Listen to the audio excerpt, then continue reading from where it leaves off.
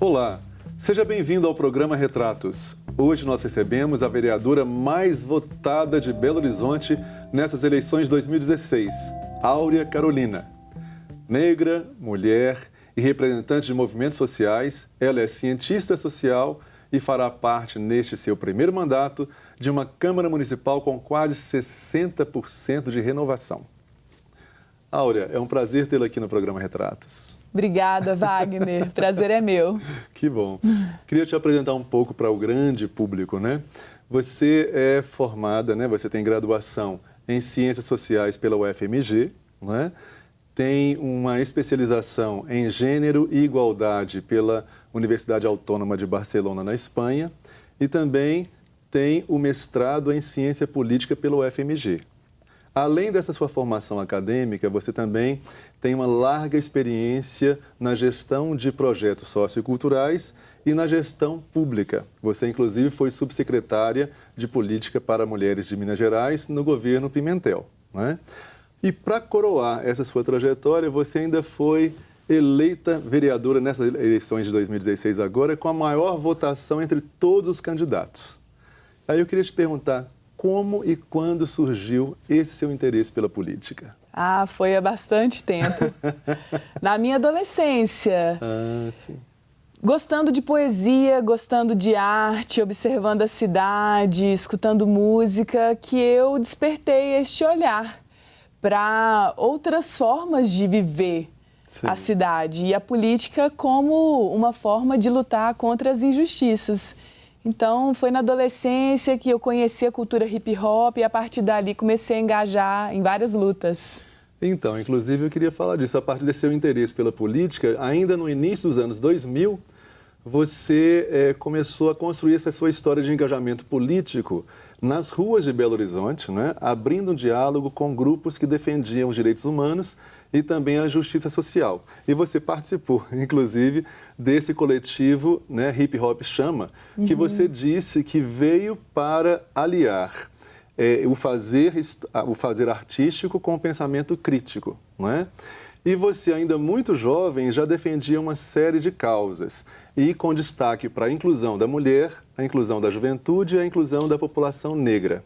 Aí eu queria saber de você, depois de tantos anos, esses ainda continuam sendo os seus principais focos de luta? São, sem dúvida, porque as injustiças que afetam esses grupos permanecem e têm sido aprofundadas no nosso país. O racismo, o machismo, a violência contra as juventudes são questões ainda não superadas. Sim. E como minha trajetória vem da arte, da cultura, acredito que essa vivência de conceber outras formas de organizar a nossa vida coletiva também influenciam como é que nós vamos pensar no enfrentamento das desigualdades sociais, de gênero, de raça, de origem socioeconômica. Então, eu tenho uma alegria de ter essa caminhada na cultura e isso é uma senha para se imaginar outras formas de vida. É verdade. Em relação à juventude, por exemplo, você tem uma participação muito intensa, inclusive em eventos nacionais e internacionais, como na Colômbia, no Uruguai, na Espanha, né? E você também foi delegada no encontro latino-americano e caribenho, né? Isso. De lideranças juvenis, né? Promovido pela ONU. 2005, sim. 2005. Aí eu queria saber de você, como que é para você representar a juventude brasileira nesses eventos e também quais são as principais demandas dessa parcela da sociedade? Sim, naquele momento, início dos anos 2000, eu participava da construção do Fórum de Entidades e Movimentos Juvenis da região metropolitana de Belo Horizonte. Atualmente é o Fórum das Juventudes da Grande BH. Sim. E a gente estava numa fase de estruturação de um debate nacional sobre políticas públicas de juventude no Brasil, em conexão com experiências da América Latina e da Europa também. E foi importante eu ter essa participação porque era a chance de apresentar o que a gente andava discutindo, que era muito recente no nosso país, de jovens como sujeitos de direitos, e conhecer o que as juventudes daqueles outros contextos produziram também em termos de institucionalidade para a defesa desses direitos. E isso tudo ainda é muito válido no Brasil. Sem Recentemente dúvida. que nós conseguimos aprovar o Estatuto da Juventude em 2013, e há muito que se avançar, porque as juventudes são um dos segmentos que sofrem mais as violações de direitos no nosso país. É verdade. É verdade. E falando agora dessa outra questão, né, sua preocupação com a inclusão da mulher, né? Essa preocupação está nas suas ações cotidianas, mas também na sua própria formação acadêmica, né?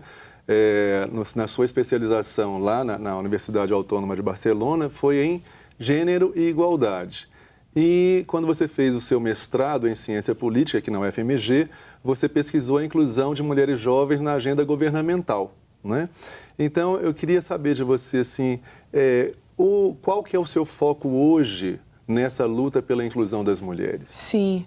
A luta das mulheres é muito complexa porque afeta todas as dimensões das nossas vidas. Tem a ver com as relações de intimidade, de como mulheres e homens podem compartilhar tarefas domésticas, de cuidado. Isso tem impacto sobre o sistema político, sobre o mundo do trabalho, sobre a cultura.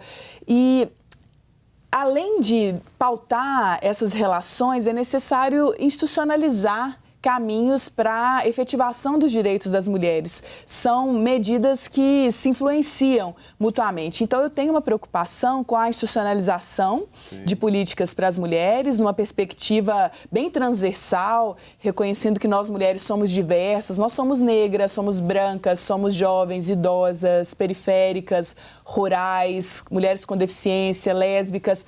Essa diversidade precisa ser contemplada no desenho das políticas públicas.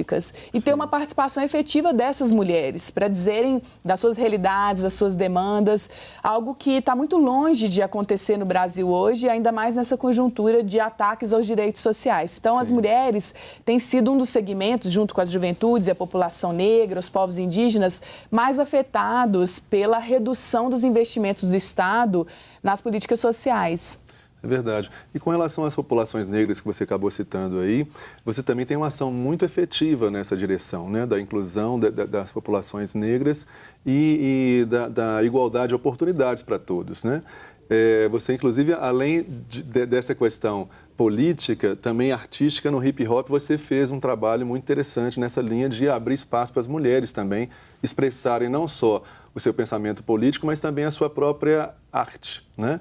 Então, eu queria saber de você quais são outras ações nessa linha, em direção à inclusão da população negra. Minha caminhada é sempre ao lado de mulheres negras, lutadoras, que estão atuando em muitos espaços. Eu participo também de um coletivo chamado Pretas em Movimento, que discute a participação de pessoas negras em espaços de poder, a necessidade de se fortalecer lideranças negras para fazer essa incidência. E o racismo é um problema permanente no Brasil, estrutural. Acontece em todas as instituições e precisa ser pautado. A gente precisa de uma mudança cultural, assim como em relação às questões de gênero, e precisa de medidas institucionais.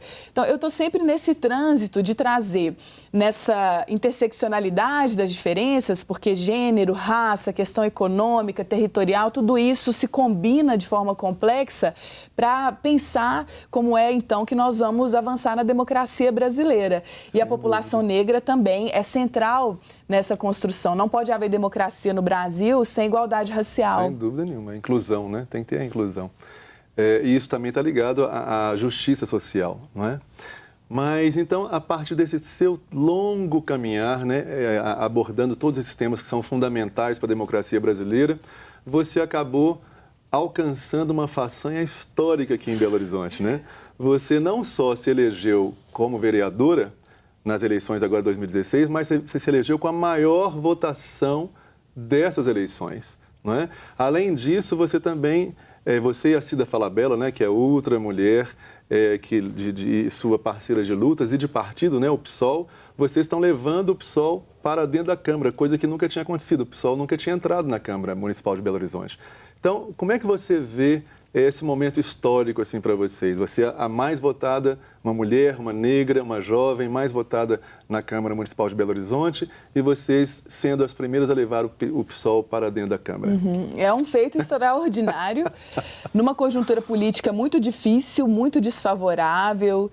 mas que traz também a força da resistência popular, dessas lutas, das mulheres, da cultura, da juventude, da população negra, que na cidade tem construído suas alternativas e suas propostas para disputar o Estado. Eu participo também da movimentação Muitas pela Cidade que Queremos, que articula várias lutas muito concretas do cotidiano da cidade, que se propuseram a ocupar as eleições com ousadia e cidadania para trazer essa coletividade para influenciar as decisões da cidade. E Cida Falabella e eu viemos dessa caminhada. E no PSOL, o Partido Socialismo e Liberdade, que nos abrigou, nós encontramos muita afinidade de luta também. É um partido que, nesse momento histórico, se apresenta como uma alternativa importante de reorganização, de reconfiguração das forças de esquerda e de resistência popular. Então, é uma façanha no meio de um cenário muito difícil, mas que traz uma perspectiva de enfrentamentos, de organização, que também é muito significativa. Sem dúvida nenhuma. Querida, nós vamos interromper brevemente a nossa conversa para o intervalo, mas não saiam daí que nós temos muito a contar sobre a história dessa que é a vereadora mais votada de Belo Horizonte. Não saiam daí, a gente volta já já.